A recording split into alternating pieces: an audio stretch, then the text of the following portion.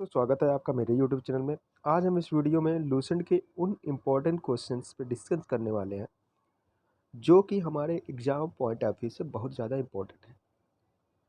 यहीं से सारे क्वेश्चन डायरेक्ट पूछे जा रहे हैं, चाहे वो कोई भी एग्ज़ाम हो, सीएचएसएल मान लें, एमटीएस मान ले, चाहे कोई भी गवर्नमेंट एग्ज़ाम। तो हमारे लिए लूसेंट भी बहुत ज़्यादा इम्पोर्टेंट है। तो इस वीडियो में खासकर हम मॉडर्न हिस्ट्री की बात कर रहे हैं। उसमें कौन कौन से गवर्नर्स आए हैं, कौन कौन से फर्स्ट गवर्नर बने, कौन से फर्स्ट गवर्नर जनरल बने, तो उन्हीं पे आज हम चर्चा करने वाले हैं। तो आइए चलिए शुरू करते हैं, छोटी मगर मोटी बातें। पहला question, which of the following governor general build the first Madrasa in Calcutta for the development of Muslim education. Basically ये पूछा जा रहा है कि मुस्लिम शिक्षा को बढ़ावा देने के लिए कलकत्ता में प्रथम मदरसा किसने बनाया था। तुम्हारा ऑप्शन है Warren Hastings, Robert Clive, Lord William Bentinck, Lord Cornwallis. तुम्हारा ऑप्शन ए सही है, वॉरेन हेस्टिंग्स। वॉरेन हेस्टिंग्स जो हमारे थे प्रथम बंगाल गवर्नर जनरल बनाए गए थे। जी हाँ, पहले रॉबर्ट क्लाइव हुआ करते। रॉबर्ट क्लाइव बंगाल के गवर्नर हुए थे, लेकिन वॉरेन हेस्टिंग्स भारत के नहीं, बंगाल के प्रथम गवर्नर जनरल बनाए गए थे। उनका पीरियड था 1774 से 1785 तक।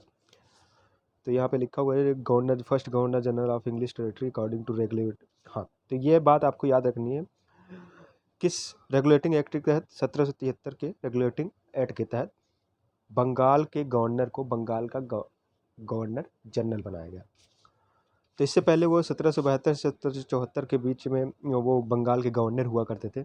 उनसे पहले 1757 से 1760 तक रॉबर्ट क्लाइव प्रथम बंगाल के गवर्नर के रूप में थे। बाद में क्लाइव फिर से 65 से टू 67 तक वो फिर से गवर्नर के पद पे रहे थे। आइए हम अपने दूसरे क्वेश्चन पे चलते हैं। Which of the following governor general implemented the system of parliament permanent settlement. तो यहाँ पे बेसिकली हमसे पूछा जा रहा है सिस्टम ऑफ परमानेंट सेटलमेंट, स्थायी बंदोबस्त, किस इन चारों ऑप्शन में से किस गवर्नर जनरल ने स्थायी बंदोबस्त की सिस्टम जो लागू की। तुम्हारा ऑप्शन है Warren Hastings, Lord Robert Clive, Lord Cornwallis, Lord William Bentinck. तुम्हारा ऑप्शन सी सही है, लॉर्ड कॉर्नवालिस। लॉर्ड कॉर्नवालिस पहले व्यक्ति थे जिन्होंने 1793 में स्थायी बंदोबस्त की सिस्टम जो लागू किया था। जो स्थायी बंदोबस्त है लागू उन्होंने किया था, लेकिन योजना जो बनाई थी वो जॉन सोर ने की थी। जी हाँ, जॉन सोर वो भी एक गवर्नर जनरल थे, तो उन्होंने इस योजना को बनाया था। तो कॉर्नवालिस का कार्यकाल 1786 से 1793 तक था। उसके बाद 1805 में भी आए थे। उसके बाद लेकिन एक साल बाद उनकी मृत्यु हो गई थी। और स्थायी बंदोबस्त में था क्या, इसमें जमींदार जो होते थे वो 90% भाग कंपनी को और 10% भाग अपने पास रखते थे। इसमें नीचे पॉइंट्स में भी दिया है, permanent settle was plan by John Shore. Cornwallis is called the father of civil services in India. नागरिक सेवा के जनक माने जाते हैं कॉर्नवालिस। ये हमारे लिए बहुत इंपॉर्टेंट है, ये क्वेश्चन डायरेक्ट पूछा जाता है, who is the father of civil service in India. तो कॉर्नवालिस भारत में नागरिक सेवा के लिए जनक माने जाते हैं। आइए हम अपने नेक्स्ट क्वेश्चन पे चलते हैं। Which of the following Governor General introduced the system of subsidiary treaty? तो यहाँ पे पूछा जा रहा है सिस्टम ऑफ सब्सिडियरी ट्रीटी किसने लाया था। सहायक संधि, बेसिकली सहायक संधि के बारे में पूछा जा रहा है। तो गवर्नर जनरल कौन से थे, सर जॉन सोर, Lord Wellesley, Lord Minto first, Lord Cornwallis. तो हमारा ऑप्शन बी सही है, लॉर्ड वेलेस्ली। लॉर्ड वेलेस्ली का कार्यकाल 1798 से 1805 तक था। उन्होंने ही सहायक संधि की शुरुआत की थी। सहायक संधि शुरुआत करने वाले अगर की बात करें तो उनसे पहले जो फ्रांसीसी गवर्नर थे डुप्ले, उन्होंने शुरुआत किया था। उन्होंने पहले बार यूज किया था। It use to call itself the lion of Bengal. यह अपने को बंगाल का शेर कहता था। तो कहता होगा, उस पर ध्यान नहीं देना है, आपसे पूछा जा सकता है क्योंकि बहुत सारे छोटे मोटे एग्जाम्स में पूछे जाते हैं। और इसने ही फोर्ट विलियम कॉलेज की स्थापना कराई थी। जो भी सिविल सर्विस में सेलेक्ट होते थे उनके प्रशिक्षण के लिए, उनके शिक्षा के लिए, प्रशिक्षण के लिए वहाँ फोर्ट विलियम कॉलेज की स्थापना कराई थी कलकत्ता में। तो आइए हम अपने नेक्स्ट क्वेश्चन पे चलते हैं। The sepoy mutiny is an important event of whose era. Sepoy mutiny means सिपाही विद्रोह किसके कार्यकाल की सबसे इम्पोर्टेंट घटना थी? हमारे ऑप्शन 4 दिए गए हैं। Sir George Barlow, Charles Metcalfe, Lord Hastings, Lord एमहर्ट्स।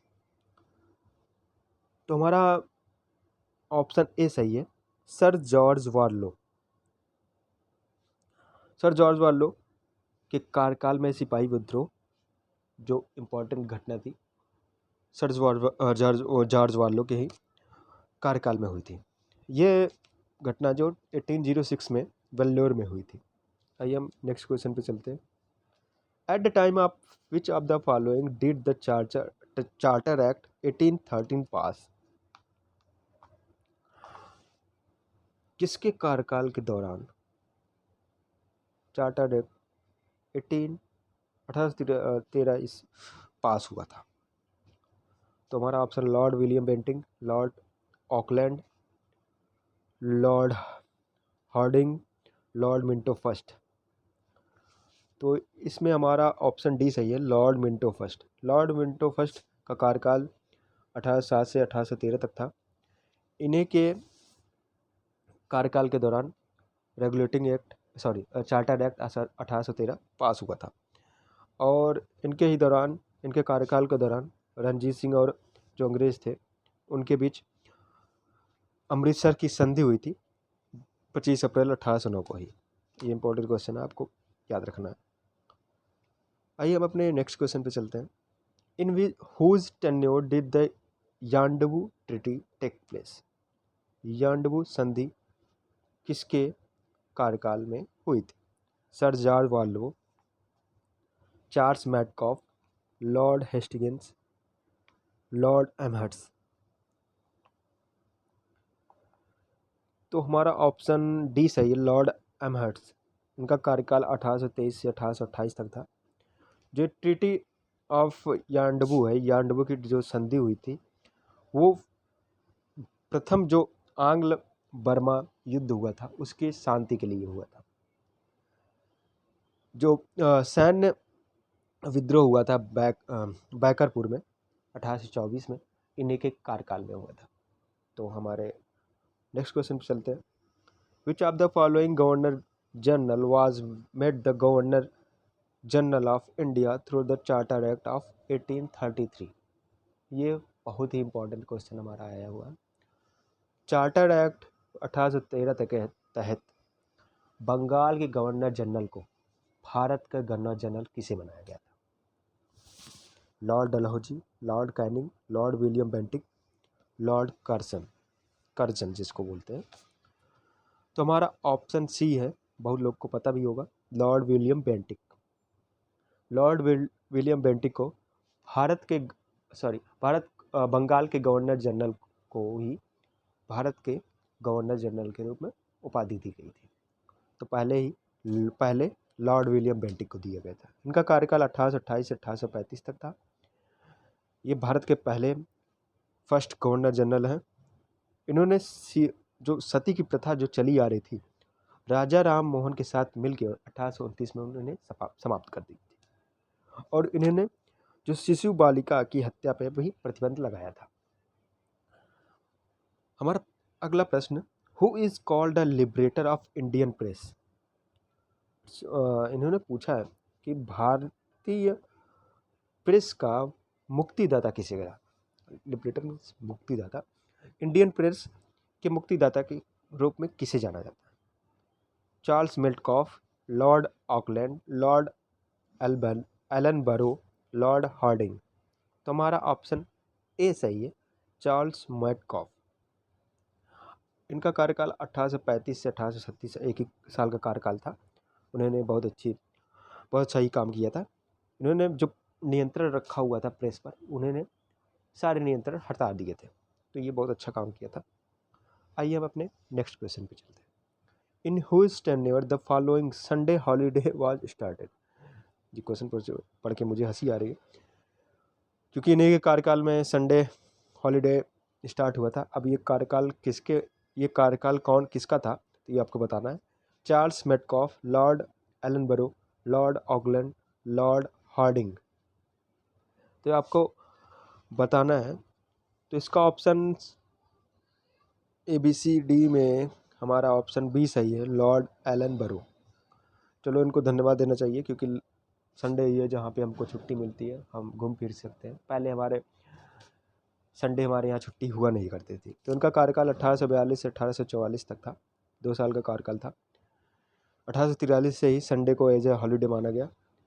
इनके कार्यकाल में जो आंग्लो और अफगानी जो युद्ध चल रहा था, वो फर्स्ट युद्ध ख़त्म हुआ, पहला युद्ध समाप्त हुआ, और दास प्रथा को भी इन्होंने समाप्त किया। आगे क्वेश्चन जो हमारा है,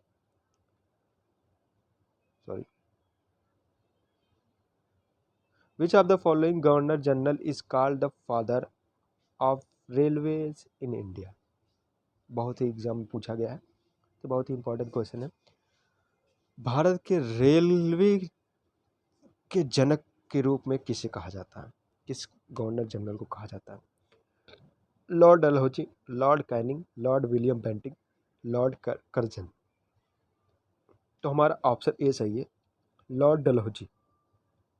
16 अप्रैल 1853 को पहली ट्रेन बॉम्बे टू थाने चली थी, पहली ट्रेन बॉम्बे टू थाने। इनके कार्यकाल में बहुत सारी अच्छी चीज़ें हुई हैं। जो हमारा नया पोस्ट ऑफिस एक्ट पारित हुआ था 1854 में, और पहली बार ही डाक टिकट का भी प्रचलन शुरू हुआ था। तो लॉर्ड डलहौजी के बारे में हम अगले वीडियो में बहुत सारी चर्चा करेंगे, बहुत सारे गवर्नर जनरल की चर्चा करेंगे, बहुत सारे वायसराय की चर्चा करेंगे, बहुत सारे विद्रोह की चर्चा करेंगे। आज के लिए बस इतना ही। कमेंट करके बताइएगा कि वीडियो आपको कैसा लगा।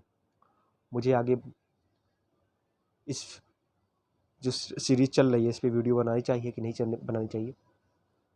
Please, thanks for watching. Like, share, comment and subscribe. Thank you.